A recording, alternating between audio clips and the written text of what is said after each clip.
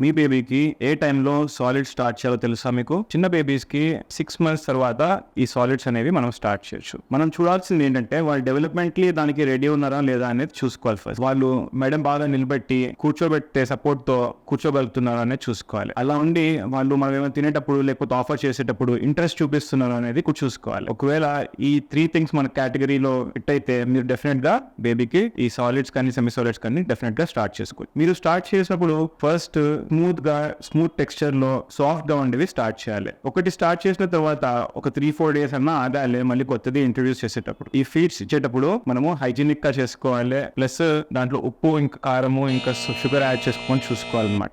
Babies కి 6 months తర్వాత ఏంటంటే వాళ్ళకు ఐరన్ ఇంకా వేరే న్యూట్రియంట్స్ అనేవి అవసరం ఉంటాయి. అది అమ్మపాన్లో కానీ ఫార్ములా మిల్క్ లో కానీ చాలా తక్కువలో ఉంటుంది అనమాట. మనము అన్ని ఫ్రూట్స్ వెజిటబుల్స్ గ్రాడ్యువల్ గా స్టార్ట్ చేస్తేనే వాళ్ళకు ఈ ఐరన్ అనేది ఫుడ్ లో అందుతుంది, వేరే న్యూట్రియంట్స్ కూడా అందుతుంది. ఎప్పుడైతే మీరు ఇవన్నీ స్టార్ట్ చేస్తారో అప్పుడు కూడా అమ్మపాలు కానీ ఫార్ములా కానీ 1 year దాకా కంపల్సరీ కంటిన్యూ చేయాలి. అదే మెయిన్ డైట్ అనేది ఉంటుంది. ఇవన్నీ అడిషనల్ గా వాళ్ళకు నేర్పడానికి మాత్రమే. ఇంకా గ్రాడ్యువల్ గా క్వాంటిటీ అనేది పెంచుకుంటూ పోవాలి మనం. Thank you.